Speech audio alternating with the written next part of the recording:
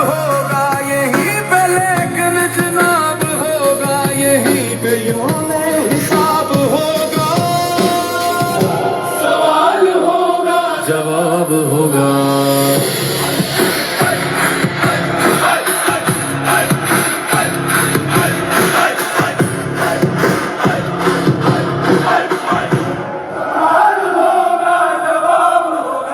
ये ज़ुल्मतें कब सुधारेंगी, हजारों शम्में ज़िया करेंगी, तुलू फिर आफताब होगा, सवाल होगा जवाब होगा, सवाब होगा अज़ाब होगा,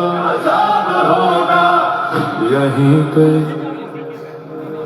यूं में हिसाब होगा, कभी तो पूरा ये ख्वाब होगा, सवाल होगा जवाब होगा, ये लाज़मी है,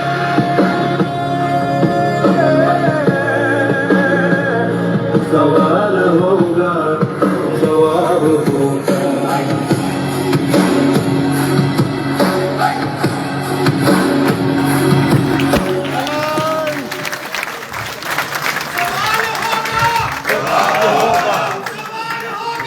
जवाब होगा, जवाब होगा, जवाब होगा।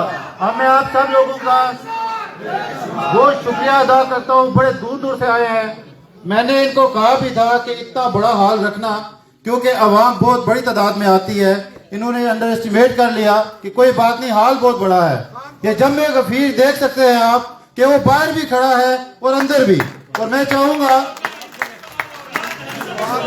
इंशाल्लाह आगे जो हम प्रोग्राम रखेंगे उनके लिए ये मैसेज है कि हाल इतना बड़ा रखो कि बता सके हम उस आर्मी के चीफ को कि आपके इस निजाम को, आपके इस तरीकाकार को ओवरसीज पाकिस्तानी नहीं मानते, और हम पाकिस्तान के अंदर होने वाले जुल्म ज्यादतियों के ऊपर जिस तरीके से आर्मी चीफ ने कंट्रोल किया हुआ है, वो सहाफी का कैमरा मोड़ सकता है, अरशद शरीफ जैसे लोगों को शहीद कर सकता है, इमरान रियाज जैसे को जेल में डाल के तंग कर सकता है, लेकिन हमारे हौसले को कभी वो पस्त नहीं कर सकता।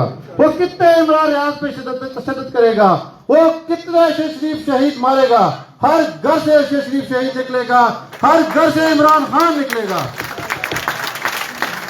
मैं आप पाकिस्तानियों से ये गुजारिश करता हूँ, खुदा की कसम अगर आप इस तरीके से डटे रहे तो इनका बाप भी हमारे पाकिस्तान को कंट्रोल नहीं कर सकता। ये 22वें ग्रेड का अफसर हमारे वजीर आजम, हमारे सदर और हमारे अदलिया को कंट्रोल करता है। ये पाकिस्तान के सारे अदारों को कंट्रोल करता है क्योंकि इसके पास असला है। ये पाकिस्तान की उस पुरानी कहावत पे चलता है, जिसका डंडा उसकी भैंस, ऐसा नहीं चलेगा। मैं अब इमरान रियाज खान साहब को दावत देता हूँ, एक ऐसा शेर जिसका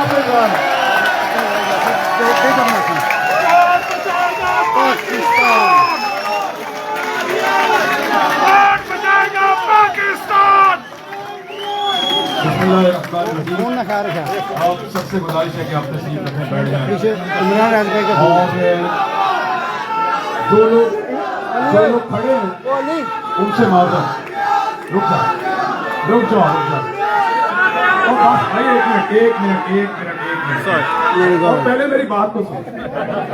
That car park there, that fire, where does it go to? Where does it lead to? There's a street, just the main road. No, main road is front. Yeah, I know. Where does that go to? This goes to the car park. That goes to the car park? Yeah. Okay, cool. Because भाई बैठ जाओ। I'm thinking ahead because... Yeah. वो uncle बहुत गुस्से में, बैठ जाओ। Can you sit here? बात कर रहे हैं। ये आपकी तो आवाज बहुत ऊंची है, मैंने बचाना होगा। मैं गुजारिश ये करूंगा कि जब तक मैं आपके साथ बात करूं तब तक नारा कोई नहीं लगाएगा। 78 साल हमने नारे लगाए, अब इस माफिया की मंची ठोकने का टाइम। इन्होंने कब्जा किया पाकिस्तान पे, कब्जा छुड़ाना या नारे लगाने हैं? कब्जा छुड़ाना है। तो फिर जरा चुप रहना थोड़ी देर, इंशाल्लाह बात करेंगे, हम बात करेंगे आपस में। जो लोग खड़े हैं उनसे माजरत। दिल से माफ करें। मुझे आइडिया नहीं था, ना या इंतजामिया को आइडिया था कि इतनी बड़ी तादाद में लोग आ जाए। मैंने वहां बाहर जाके लोगों से माफिया मांगी।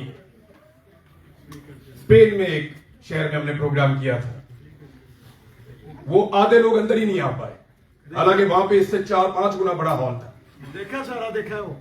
तो लुटन वालों का बहुत शुक्रिया जी, शाबाश। Thank you. Thank you. Wallah. खबरदार। जो आज लुटन के लोगों ने एक पैगाम दिया पाकिस्तान की एस्टेब्लिशमेंट को और बंद कमरों में फैसला करने वालों को, इस पे आप लुटन वालों के लिए तालियां। जब बाहर से आए हुए लोग इतनी कंजूसी क्यों कर रहे हैं?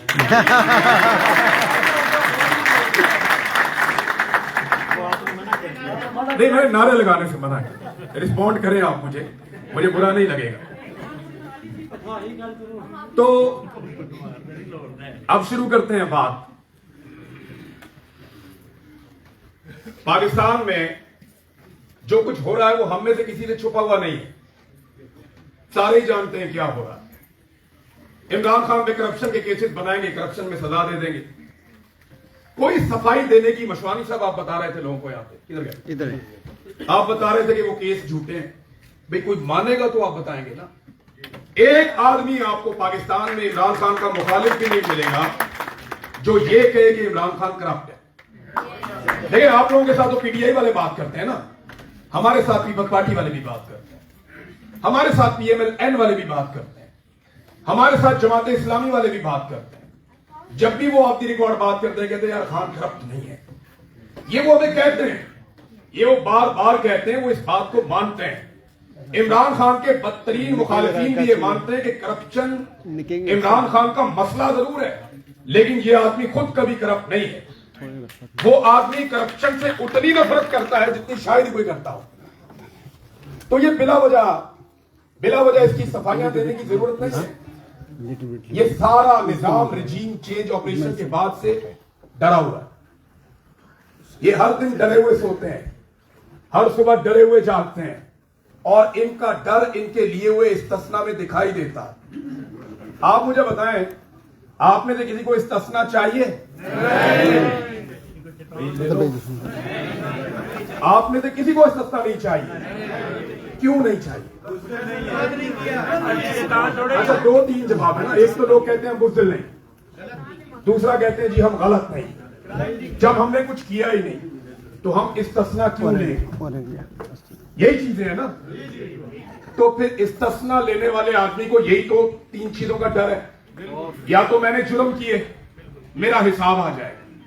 वो अभी बोल रहा था नगमे में, सवाल होगा जवाब होगा।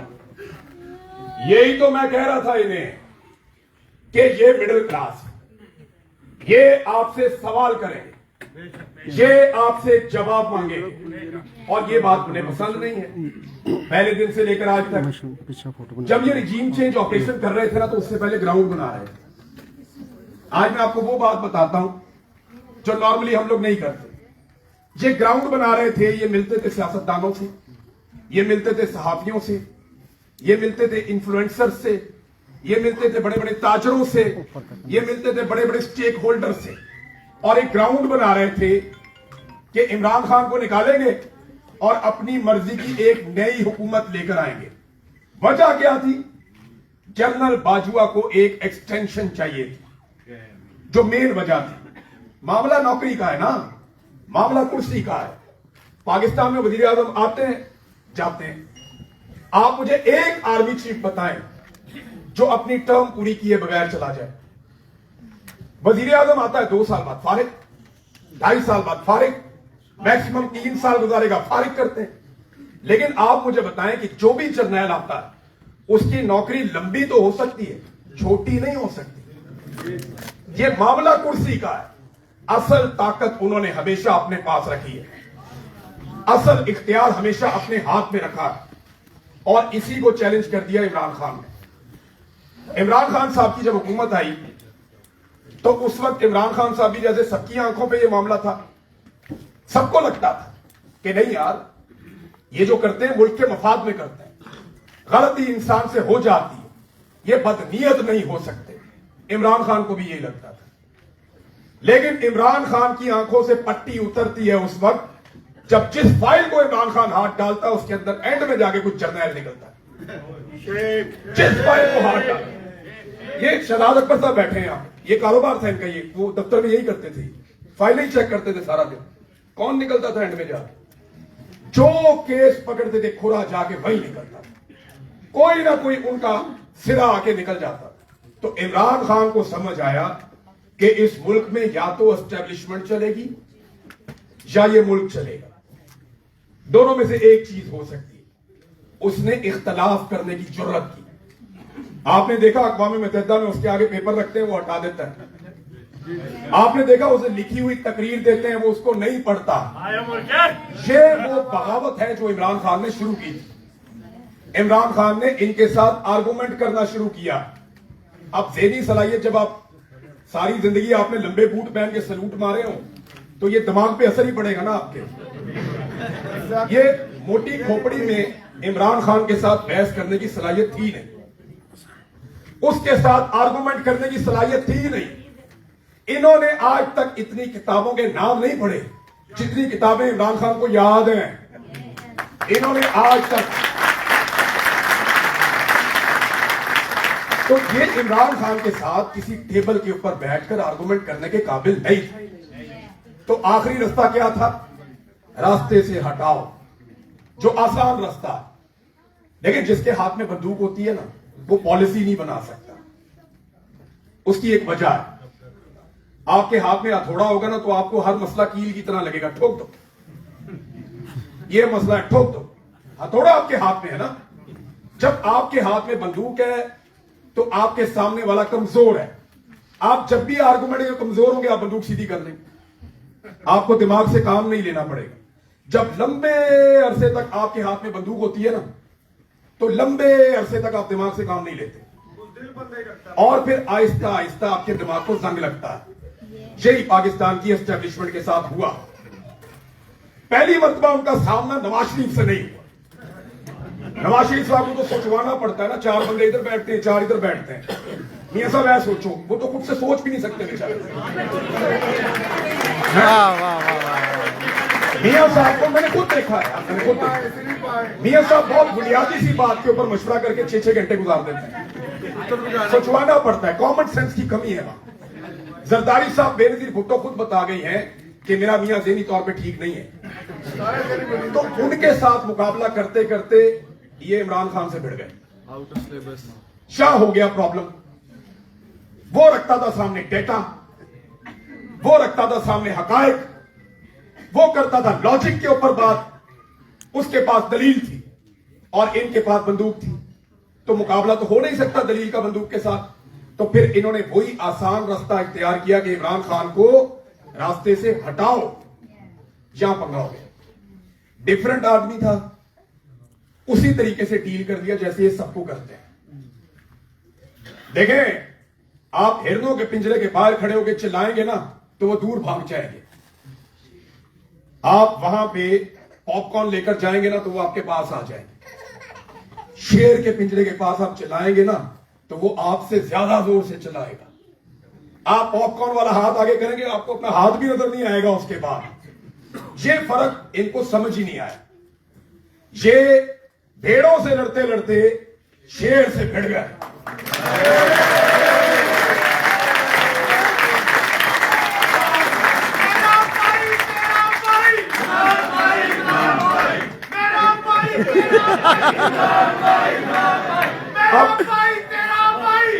अब बात आ गया।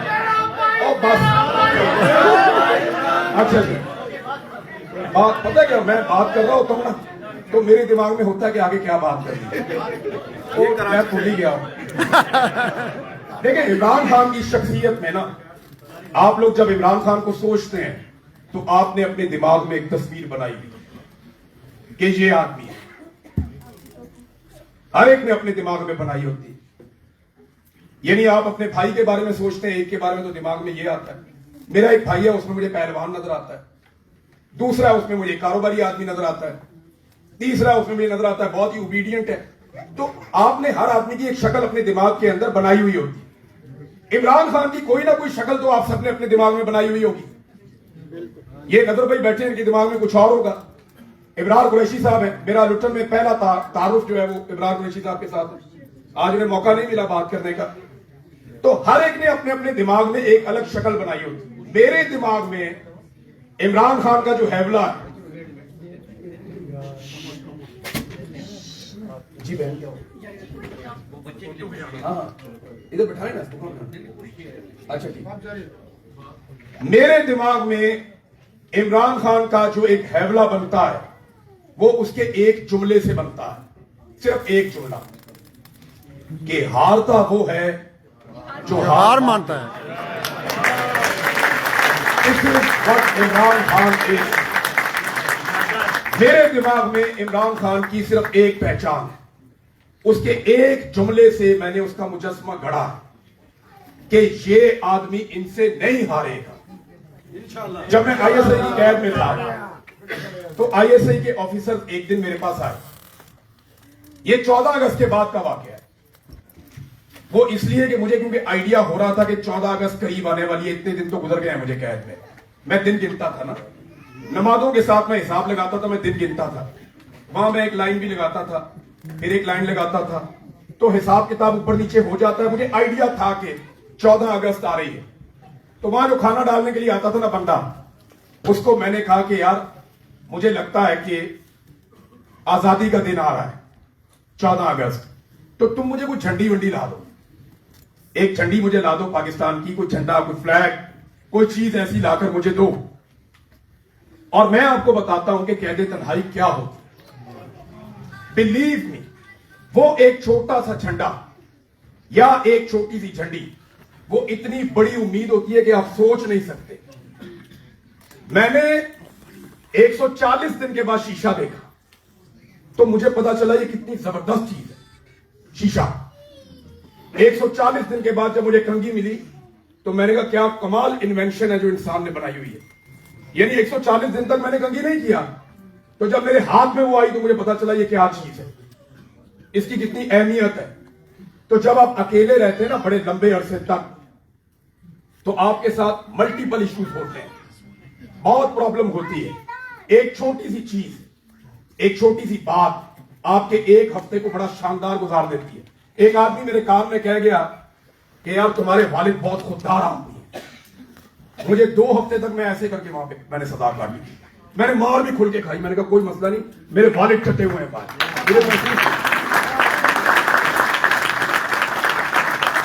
वो मुझे उनका एक ऑफिसर कहता है, वैसे पता है मुझे सारे कौन कौन है, मैंने एक एक का पता करवाया और एक एक के बारे में जानता हूं। मुझे पता है इन्होंने मुझे कहां रखा, किस किसने मुझे मारा और किसके ऑर्डर पे मारा। मैं दुनिया का पता करवाता हूं, मैं सहाफी हूं, अपना नहीं करवाऊंगा। मैंने हर चीज का पता किया और वक्त आने पे ये सारे लोग इंशाल्लाह सजा भुगतेंगे। मुझे वो आदमी कहता है आकर, ऑफिसर, कि अगर तुम्हारे वालिद हमें लिखते हैं कि मेरा बेटा कभी भी सहाफत नहीं करेगा, तो क्या तुम सहाफत छोड़ दोगे? मैंने कहा यार एक लम्हे में छोड़ दूंगा, एक लम्हे में छोड़ दूंगा। अगर मेरे वालिद से तुम ये कमिटमेंट ले लो कि मैं सहाफत नहीं करूंगा तो मैं एक लम्हे में छोड़ दूंगा। तो उसने कहा पक्की बात है। मैंने कहा जी पक्की बात है, लिखवा लो। मैंने कहा मैं अपने वालिद की हैंड राइटिंग जानता हूं, वो उल्टे हाथ से लिखते हैं। मैंने कहा उनसे लिखवा लो, मैं एक लम्हे में सहाफत में छोड़ दूं, मेरे वालिद का हुक्म मैं छोड़ दूं, नहीं करूं। वो आदमी कोई 1-2 हफ्ते के बाद दोबारा आया, फिर मुझे कहता कि छोड़ दोगे ना? मैंने कहा लिखवा के लाए आप? उसने कहा नहीं पक्की बात है ना? मैंने कहा याद रखना मेरे वालिद तुम्हें कभी लिख कर नहीं देंगे। और जब मैं वापस आया तो मुझे मेरे दोस्तों ने, बहुत सारे ऐसे लोग जो बेचारे चाह रहे थे कि इमरान रियाज वापस आ जाए, उन्होंने कहा यार तुमने तो पता नहीं क्या सजा काटी है, हमने तुम्हारे वालिद की मिन्नतें की, हमने हर तरला किया कि लिख कर दो। उन्होंने कहा नहीं, मेरा बेटा जब तक नहीं छोड़ेगा मैं उसके लिए सरेंडर नहीं लिखूंगा। तो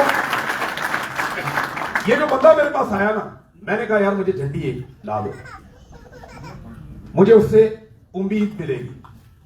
तो उस बंदे ने मेरी तरफ देखा और मुझे कहा कि मैं आपको जरूर ला कर दूंगा। फिर वो चंद दिन के बाद आए, तो मैंने उससे पूछा कि यार तुम, कहते जी 14 अगस्त गुजर गई है, हमें इजाजत नहीं मिली कि आपको कोई झंडा या झंडी या कोई ऐसी चीज हम आपको दें। उस दिन मुझे एक बात का आइडिया हुआ, ये जो हुब्बुल वतनी का चूरन है ना, ये हमें ही बेचना है। ये हुब्बुल वतनी इनको हमसे चाहिए। एक आदमी झंडा मांग रहा है, तू परमिशन नहीं दे रहा, बेशर्म आदमी, और तुम्हें शर्म आनी चाहिए। मैंने तुमसे क्या मांगा? कभी कुछ खाने के लिए नहीं मांगा इनसे, कभी मैंने इनसे कोई और चीज नहीं मांगी। मैंने इनसे एक डिमांड किया सिर्फ कि मुझे पाकिस्तान का एक झंडा ला दो, और इन्होंने मुझे नहीं दिया। ये हुब्बुल वतनी का चूरन ये आपको बेचते हैं, कौम को बेचते हैं, खुद ये सिर्फ अपने फायदे में और अपने मफाद में फैसला करते हैं। तो 14 अगस्त के बाद इनका एक ऑफिसर मेरे पास आया, उसने मुझे पूछा कि इमरान खान कब तक टूट जाएगा। मैं अपने सेल में बैठा था जमीन पे, ऐसे नीचे जमीन ही थी, वहां कुर्सी तो थी नहीं, और मैंने वो जंगला पकड़ा हुआ था। मैं हर वक्त कोशिश करता था बाहर देखता रहूं, नजर ही नहीं आता था। तो वो एक बंदा मेरे पास आया, कहता है इमरान खान कब तक टूट जाएगा। मेरा अंदाजा है, मैं भी गलत हो सकता है, ये आदमी सामने खड़ा था नकाबपोश, मुझे ऐसा लगता है कि इधर भी लोग खड़े थे दीवार के साथ जो इसके साथ आए थे, क्योंकि जब ये वापस गया ना तो मुझे लगा कि एक आदमी के कदम नहीं है, ये ज्यादा लोग हैं जो वापस गए। और वो उधर देखता था बार बार, इमरान खान कब तक टूट जाएगा। तो मैंने उससे पूछा, पकड़ लिया आपने? तो उसने कहा जी पकड़ लिया, इमरान खान को पकड़ लिया। तो मैंने कहा किधर है? उसने कहा जी अटक जेल में। मैंने पूछा आपने कैसे रखा उन्हें? तो उसने बताया जी गद्दा दिया हुआ है और एक छोटा सा वो वॉशरूम है, और हमने C क्लास शायद उसने मुझे बताया। तो इस तरह जब उसने मुझे चीजें बताई, फिर मैंने उससे कहा जी टूटने का, उसने फिर पूछा कि कब तक टूट जाएगा, तुम ये बताओ जो पूछ रहे हैं। मैंने कहा जी मुझे आप ये बताएं कि टूटने का मतलब क्या है, इसका मतलब समझाओ ना, कि इमरान खान को तुम तोड़ना चाहते हो तो तोड़ने का मतलब क्या है। तो उसने मुझे कहा कि वो हमसे माफी मांगे, वो हमसे माफी मांगे। मैंने कहा जी किस बात की? उसने कहा वो तस्लीम करे कि 9 मई में उसने ये किया और वो हमसे माफी मांगे। मैंने उसे उस वक्त ये बात कही थी, आज अगर सुन रहा है तो वो मेरी बात याद करेगा। मैंने कहा था तुम इमरान खान से जो मांग रहे हो वो उसके पास है ही नहीं। आदमी आपको वो दे सकता है जो उसके पास होता है। तो बल्कि मैंने उसको ये भी कहा था कि आपके पास 15 दिन है साहब, 15 दिन के अंदर आप इमरान खान के साथ जो भी तय कर सकते हैं कर लें।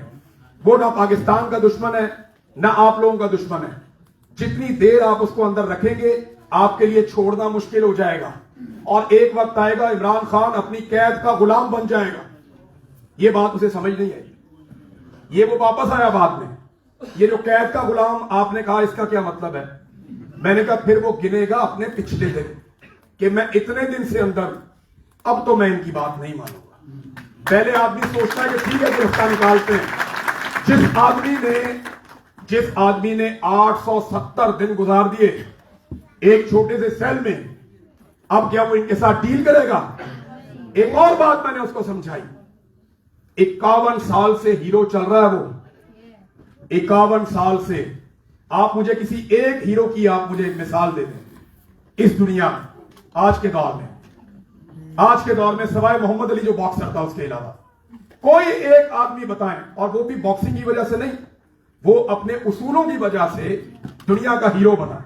मोहम्मद अली, दूसरा इमरान खान, 51 साल से हीरो चल रहा है। तुम्हें लगता है कि वो विलन की तरह जाना चाहेगा दुनिया से? इमरान खान ये नहीं सोच रहा, वो ये नहीं सोच रहा, इस बारे में तो उसका ख्याल ही नहीं है कि उसने कितना जी लिया। वो अगले 500 साल का सोच रहा है कि वो किताबों में कैसे जिंदा रहेगा, वो कहानियों में कैसे जिंदा रहेगा। लोग उसकी दास्तानें लोगों को सुनाएंगे। आज आप कोई चीज पाकिस्तान की मुकम्मल नहीं होती इमरान खान के बगैर।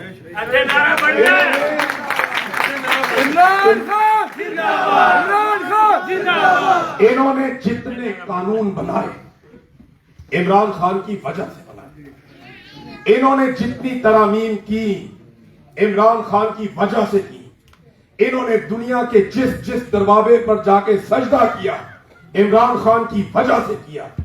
आज आपको मार्को रूबियो बताते हैं कि जनाब ये तो अर्जी लेकर आए थे कि हमारी फौज ले ले आप गजा में, कौम को चूरन बेच रहे हैं कि अमेरिका हमारे ऊपर दबाव डाल रहा है।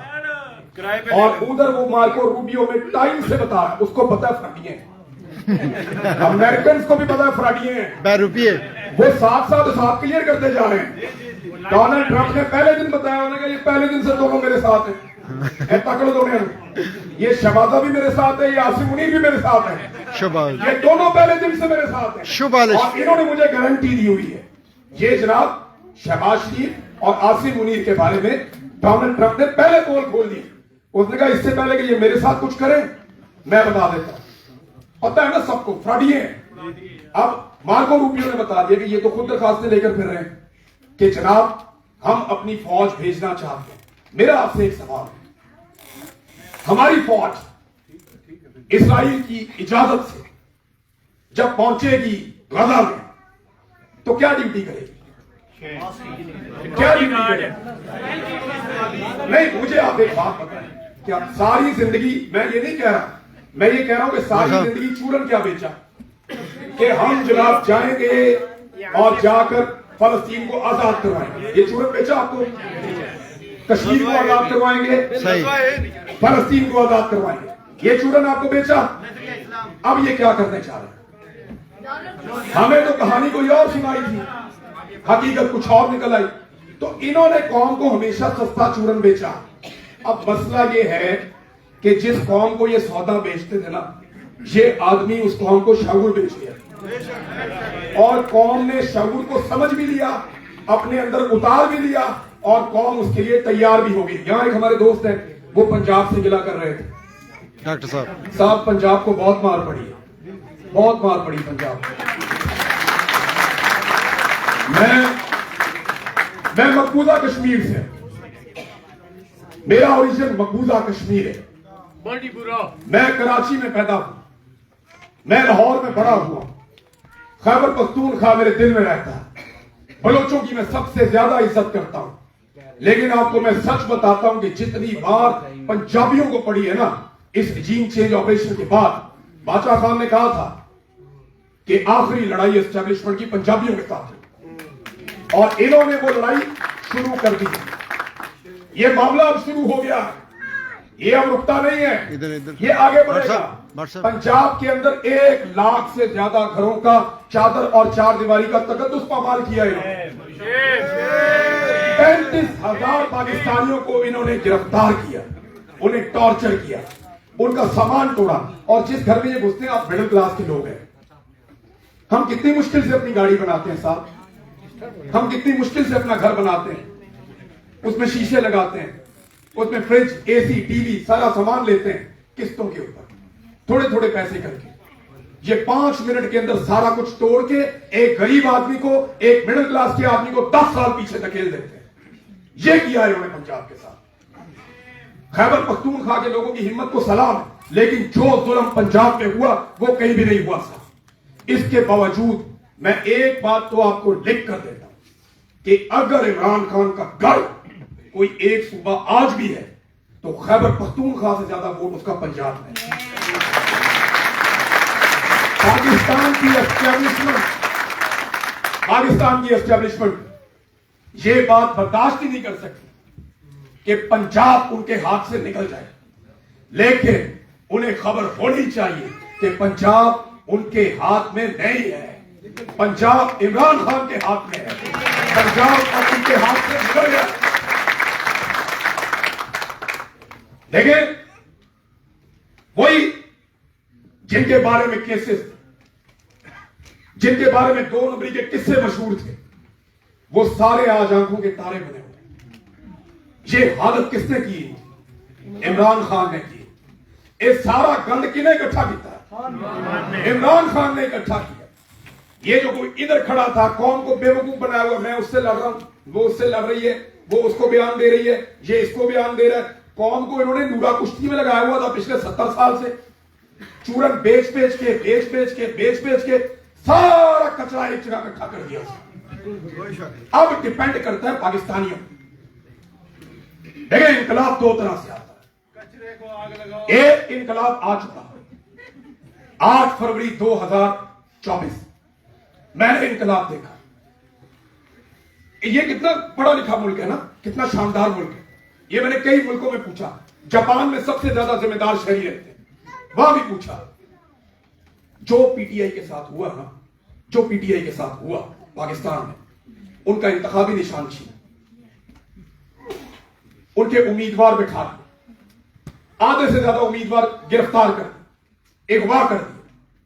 चौथी दफा जाके कागजात नामजद की जमा करवाने वाले, जिनको अपने घर वाले भी कभी वोट नहीं देते, वो उम्मीदवार बन गए। इसके बावजूद पाकिस्तान की आवाम ने कद्दू के ऊपर, बैंगन के ऊपर, जूते के ऊपर, जग के ऊपर, रग के ऊपर, सेहत के ऊपर, चूल्हे के ऊपर, मेज और कुर्सी के ऊपर पाकिस्तानियों ने वोट नहीं। क्या आप मुझे बताएं, अगर बरतानिया में ये सारा कुछ हो जाए तो बरतानवी ये कर सकते हैं? नहीं।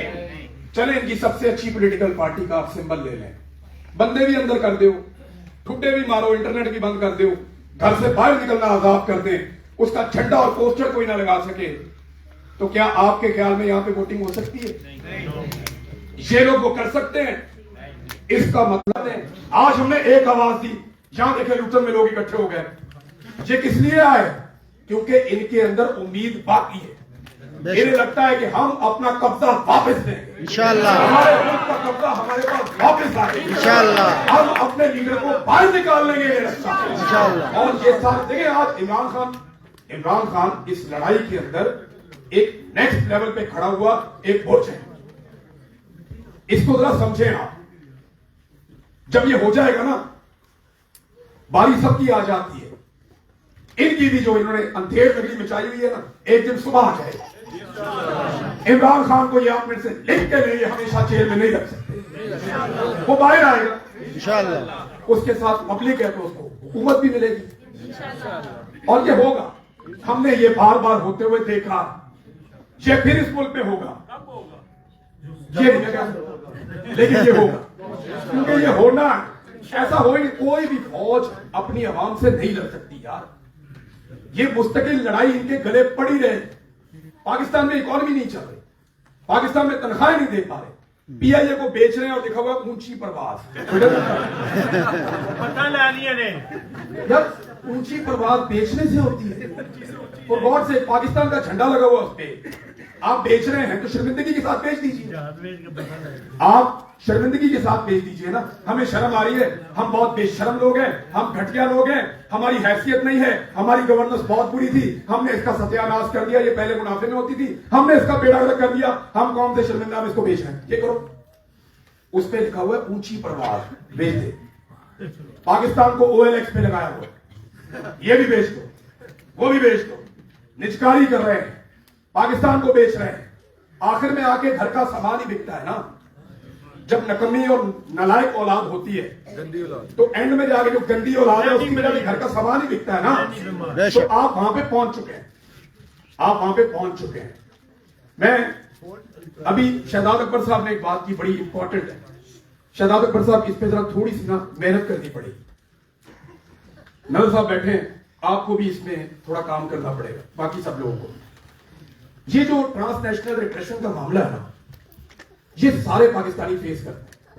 एक मेरी बहन पाकिस्तान गई, उन्होंने जाने से चंद दिन पहले मेरे से उनकी मुलाकात होगी, उन्होंने अपनी फैमिली के साथ मेरा एक फोटो ले लिया। वो फोटो उनके मोबाइल की स्क्रीन पे मेन पे लगा हुआ था। एयरपोर्ट पे बंदे ने पकड़ लिया उन्होंने कि ये इमरान रियाज को आप कैसे जानते हैं। वो खातून ने कोई क्लास ली है वहां पे, काश मैं आपको दिखा सकता वीडियो जैसी उन्होंने क्लास ली। टका के उन्होंने क्लास की, उन्होंने कहा नवाज शरीफ की फोटो मोदी के साथ है, बेशर्मो, ये तो इमरान रियाज है। और ये तो पाकिस्तान जिंदाबाद कहता है। और फिर उन अफसरों ने उससे जान छुड़ाई। देखिए मेरी गुजारिश है, यहां पे जितने पाकिस्तानी ना काम करने आए हैं, पाकिस्तान में पैसा कमाकर भेजते हैं, ये उन कानूनी पेचीदगियों को नहीं जानते जिन्हें आप लोग जानते हैं। आप लड़ सकते हैं, सब नहीं लड़ सकते। लिहाजा हर मुल्क के अंदर एक कमेटी बनाइए, एक कमेटी बनाइए जो सबकी एक्सेस में हो। पाकिस्तान के एयरपोर्ट में जिसको तंग किया जाए वो उस कमेटी में रिपोर्ट करे और वो रिपोर्ट का हिस्सा बने। पाकिस्तान के अंदर जिसके रिश्तेदार को परेशान किया जाए वो रिपोर्ट करे और वो उस रिपोर्ट का हिस्सा बने। हर महीने आप वो रिपोर्ट जारी करें कि इस महीने इंग्लैंड से इतने पाकिस्तानियों को ट्रांसनेशनल रिप्रेशन का सामना करना पड़ा, यूरोप से इतने पाकिस्तानियों को, अमेरिका से इतने पाकिस्तानियों को। आप इनके लिए जमीन तंग कर सकते हैं, लेकिन टेक्निकल तरीके से। ज्यादा लोग जिम्मेदारी नहीं लेते, जिम्मेदारी चंद लोगों को लेनी पड़ेगी। आप अपने उन लोगों को आगे लेकर आए और टीमें बनाएं जहां पे ये रिपोर्ट किया जाए। जहां तक मामला है, हम इमरान खान की बात कर रहे थे और बात ही अब उसकी होती है। यानी मैं 12-15 मुल्क फिर कर आया घूम घूम के। अभी मैंने इतने सारे मुल्क देखे हैं, किसी और आदमी की बात करने वाले लोग डायनासोर हो गए, नया लफ्ज ही कोई नहीं। जापान में मैंने उनसे कहा यार कोई बंदा ही बुलाओ जिसके साथ मैं इख्तलाफ करूं। उन्होंने कहा सर बंदे खत्म हो गए। तो बंदे खत्म हो गए, कोई बंदा बचे नहीं। अब कोई बंदा ही नहीं मिलता। ये प्रॉब्लम उनको वाकई फेस करनी पड़ रही है। तो जब आपको लड़ने के लिए बंदे नहीं मिलते फिर आप क्या करते हैं? फिर आप आपस में लड़ते हैं। तो ये जो आप लोग आपस में लड़ते हैं ना, मेरी बड़ी गुजारिश है आपसे कि आप आपस में ना लड़ें। उसकी वजह बताता हूं। नून लीग और पीपल्स पार्टी ये एक दूसरे की शक्ल नहीं देखना चाहते। उन्हें लगता है ये बड़ी दिहाड़ी लगा गया, वो कहते हैं जी ये बड़ी दिहाड़ी लगा गया। जो माल की लड़ाई होती है ना, ये तो भाइयों में भी हो जाती है। तो ये एक दूसरे से बहुत नफरत करते हैं, लेकिन आप लोगों से मुकाबले की वजह से इकट्ठे हो गए। देख रहे हैं आप, वो इकट्ठे हो गए जो एक दूसरे की शक्ल नहीं देख सकते। तो आपको भी इकट्ठे रहना पड़ेगा, एक दूसरे को बर्दाश्त करना पड़ेगा। आप में से कुछ लोग हैं जिनसे गलती होगी, कुछ लोग हैं जो कभी कभी गलत बात कर देंगे, लेकिन एक दूसरे को बर्दाश्त करो और मिलकर लड़ो। जब तक आप मिलकर लड़ेंगे, मैं आपको बताता हूं जितने लोग यहां बैठे हैं ना, खुदा की कसम पाकिस्तान की एम्बेसी के बाद धरना दे दो मंगल वाले दिन, उसका नतीजा आप देखिए।